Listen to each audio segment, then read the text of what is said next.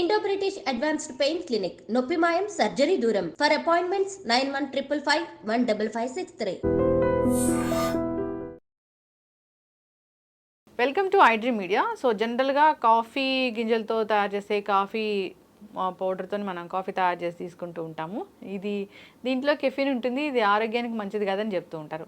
అయితే ఆయుర్వేద శాస్త్ర ప్రకారం ఒక కాఫీ చెప్పబడిందండి, అది చాలా చక్కటి కాఫీ, దీనివల్ల సైడ్ ఎఫెక్ట్స్ ఏమీ ఉండవు. మరి దీన్ని తీసుకుంటే ఆరోగ్య లాభాలు కూడా కలుగుతాయి. డయాబెటీస్ ఉన్న వాళ్ళకి ఇది చాలా చక్కగా పనిచేస్తుంది. పూర్తి వివరాలు తెలుసుకుందాం. ఈరోజు మనతో పాటు ఉన్నారు ప్రముఖ ఆయుర్వేద వైద్య నిపుణులు ప్రొఫెసర్ డాక్టర్ టి వేణుగోపాలరావు గారు ఫ్రమ్ ఓజోస్ ఆయుర్వేదిక్ సెంటర్ చిక్కడపల్లి. డాక్టర్ గారు నమస్తే. నమస్కారం. డాక్టర్ గారు, మీది ఓజోస్ ఆయుర్వేదిక్ సెంటర్ చిక్కడపల్లిలో ఉంది. చాలా మంది పేషెంట్స్ వస్తూ ఉంటారు, చాలా క్రానిక్ డిసీజ్ కూడా, అది రూట్ కాజ్ అని తెలుసుకుని దాన్ని ట్రీట్ చేస్తూ ఉంటారు. అది మీ స్పెషాలిటీ. సో పూర్తి స్థాయిలో తగ్గిపోతూ ఉంటుంది. అయితే డాక్టర్ గారు, ఇప్పుడు కాఫీ అనేది అందరం ఇష్టంగా తీసుకుంటూ ఉంటాము. అయితే కాఫీలో కెఫిన్ ఉంటుంది, అది ఒక్కొక్కసారి మంచిది కాదు, ఇలా చెప్తూ ఉంటారు. ఆయుర్వేద శాస్త్రంలో కూడా కాఫీ గురించి చెప్పబడిందా? అవునమ్మా, చెప్పారు. అంటే మనకి ఇప్పుడు రెగ్యులర్గా వాడే కాఫీ చాలామందికి ఏండ్ల తరబడి అలవాటు ఉంటుంది. అది తాగకుండా ఉండలేని పరిస్థితి. అది మానేస్తే తలనొప్పి లేస్తుందనో, లేకపోతే నిద్ర పట్టట్లేదనో, లేకపోతే ఆకలి వేయట్లేదనో, రకరకాల ఇవన్నీ కూడా కారణాలు చెప్తుంటారు కాఫీ మానేయాలంటే. ముఖ్యంగా డయాబెటీస్ వచ్చిన తర్వాత కాఫీ డాక్టర్లు చాలామంది మానేయమని చెప్తారు. ఎందుకంటే దాంట్లో ఉండే కెఫిన్ యొక్క ఎఫెక్ట్ అనేది మనకి నర్వస్ సిస్టమ్ మీద కొంచెం ఎఫెక్ట్ చూపిస్తుంది. కాబట్టి చాలామంది డాక్టర్లు అయితే సజెస్ట్ చేసేది టీలు, కాఫీలు, తర్వాత కెఫిన్ ఉండే డ్రింక్స్, దాంట్లో ఒకటి టీ, ఒకటి కాఫీ, ఒకటి తర్వాత కూల్ డ్రింక్స్, కాఫీ మన ఈ సాఫ్ట్ డ్రింక్స్ అంటారు, ఈ మూడు మానేయమని చెప్తాం. ముఖ్యంగా చాలామందికి మన సౌత్ ఇండియాలో అలవాటు ఏంటంటే కాఫీ. అవును. మరి డయాబెటీస్ వచ్చిన తర్వాత కాఫీ మానేయాలంటే వాళ్ళకి ఒక రకమైన ఇబ్బంది అనమాట. సో వాళ్ళకి ఇష్టమైన కాఫీ మానేయాలి అంటే దానికి ఆల్టర్నేటివ్ ఉంది, తప్పకుండా ఉంది. ఆయుర్వేదంలో మనకి దీని గురించి చెప్పారనమాట. కాఫీ అని డైరెక్ట్ చెప్పకుండా కానీ దాన్ని తయారు చేసుకునే పద్ధతి, అది కూడా కాఫీ లాగా ఉండే పద్ధతి ఆయుర్వేదంలో చెప్పారు. దీంట్లో మనకి వాడేది ఏంటంటే ఇది డేట్ కెర్నల్ కాఫీ అంటారు అనమాట. దీన్ని డేట్ అంటే మీకు తెలుసు కదా, డేట్స్ మామూలుగా ఖర్జూర గింజల కాఫీ.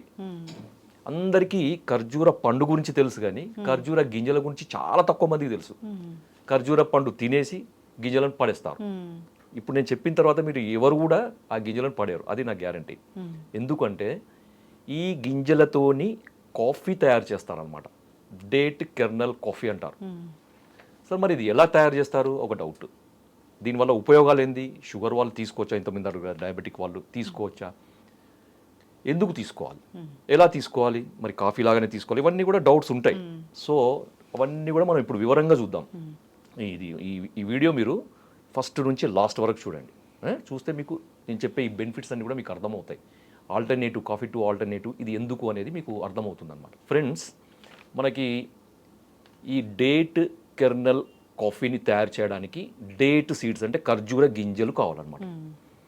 మీరు తయారు చేసుకోవచ్చు, లేదంటే మార్కెట్లో కూడా ఇది మనకి readymade date kernel coffee powder అంటే మీకు మార్కెట్లో దొరుకుతుంది. మీకు ఆన్లైన్లో దొరుకుతుంది, ఆఫ్లైన్లో కూడా దొరుకుతుంది. లేదు సార్ మేము తయారు చేసుకుంటాం, మాకు బయట దొరికింది గ్యారెంటీ ఉండదు, మాకు ఇష్టం ఉండదు అంటే మీరు తయారు చేసుకోవచ్చు. దాని కొరకు ఏం చేయాలంటే ఒక 20 ఖర్జూర గింజలు, అంటే ఖర్జూర పండు లోపల ఖర్జూర పండు వాడుకోండి, ఆ లోపల గింజలు తీసుకొని మీరు ఓవెన్లో దాన్ని మీరు రోస్ట్ చేయాలన్నమాట. దానికి ఏంటంటే మనకి ట్రే ఉంటుంది కదా, ఆ ట్రేలో పార్చర్ అది ఒకటి పేపర్ ఉంటుంది, ఆ పేపర్ మీద గింజలు అక్కడక్కడ పెట్టేసి ఒక 30 నుంచి 40 నిమిషాలు ఓవెన్లో పెట్టాలన్నమాట. ఓవెన్ పెట్టిన తర్వాత అది ఏమవుతుందంటే రోస్ట్ అవుతుంది. రోస్ట్ అయ్యి పెలుసుగా తయారవుతుంది. అప్పుడు ఏంటంటే దాన్ని తీసి మీరు బ్లెండర్లో వేసి కోర్స్ పౌడర్ చేయాలి. అంటే బరక చూడాలి, అంటే మెత్తటి పౌడర్ లాకుండా మనకి డస్టీ లేకపోతే మనకి ఎట్లా ఉంటుందో అలా చేసుకోండి. చేసుకొని మీరు మంచిగా ఒక కంటైనర్లో పెట్టుకుంటే మీకు కాఫీ పొడి తయారైపోయింది. అద్భుతమైన కాఫీ పొడి. ఓకే, కాఫీ పొడి లాగానే ఉండే కాఫీ టేస్ట్ కూడా అలాగనే ఉంటుంది అనమాట. నేను చెప్తాను ఇంకా. సో ఇది తయారైన తర్వాత ఇప్పుడు మనం 20 ఖర్జూర గింజలతోని తయారైంది 4 కప్పులు తయారవుతుంది. 4 కప్పుల కాఫీ తయారు కావడానికి అది సరిపోతుంది అనమాట. ఇంకా ఎక్కువ కావాలంటే మీరు ఎక్కువ గింజలను తెచ్చుకొని మీరు ఎక్కువ చేసుకోవచ్చు, అదేం సమస్య కాదు. లేదు మా దగ్గర అవన్ లేదు, మరి ఏం చేయాలంటే మామూలుగా మూకుల్లో అది బాగా పెలుసుగా తయారయ్యే వరకు వేయించేయండి. వేయించి మరి ఇంతకుముందు చెప్పినట్టు రోకలతో దంచి కానీ లేకపోతే బ్లెండర్లో వేసి కానీ మిక్సీలో వేసి కానీ ఏదన్నా వేసి మీరు పొడి చేసుకొని మీరు గాజు సీసాలు కాఫీ ఎలా అయితే పెట్టుకుంటారో అట్లా పెట్టుకొని మీరు హ్యాపీగా వాడుకోవచ్చు.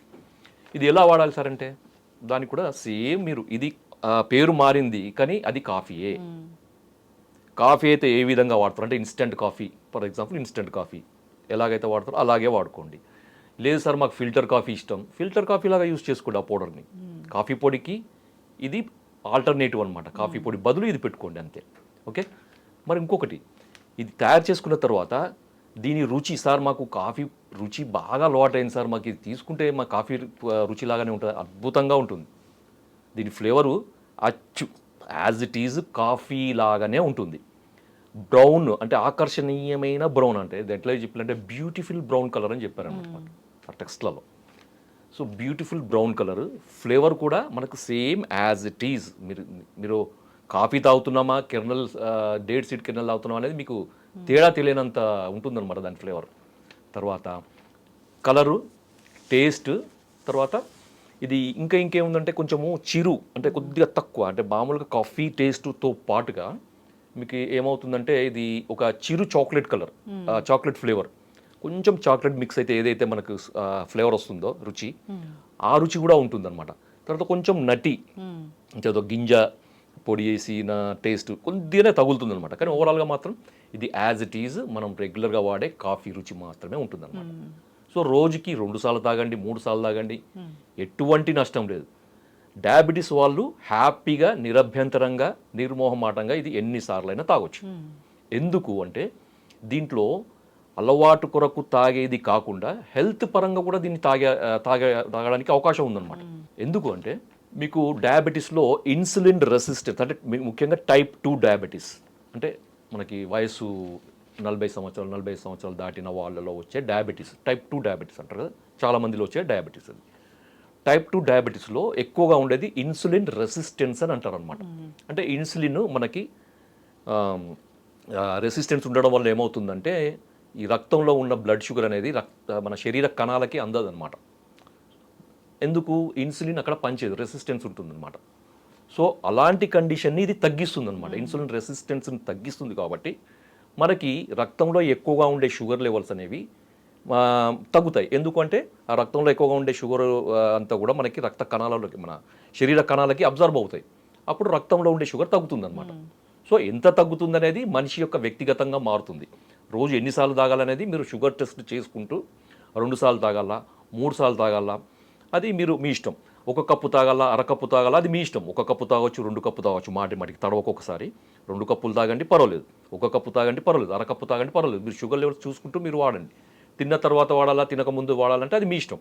తినకముందు అర్ధగంట ముందు కానీ, లేకపోతే తిన్నాక 1 గంటన్నర తర్వాత కానీ మీరు ఇది వాడుకోవచ్చు. రోజు వాడుకోవచ్చు అంటే ప్రతిరోజు వాడుకోవచ్చు. దీనివల్ల ఎటువంటి నష్టము ఉండదు. మీరు కాఫీ ఏళ్ళ తరబడి తాగుతున్నారు కదా, నష్టం తెలిసినా కానీ ఏళ్ళ తరబడి వాడుతున్నాం.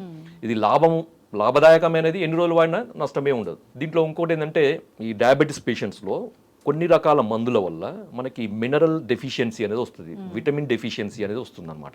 సో దీంట్లో మనకి మినరల్స్ ఉన్నాయి, విటమిన్స్ ఉన్నాయి, తర్వాత ఒక రేర్ ఒమేగా-9 ఫ్యాటీ యాసిడ్ అనేది ఒకటి ఉంటుంది అనమాట.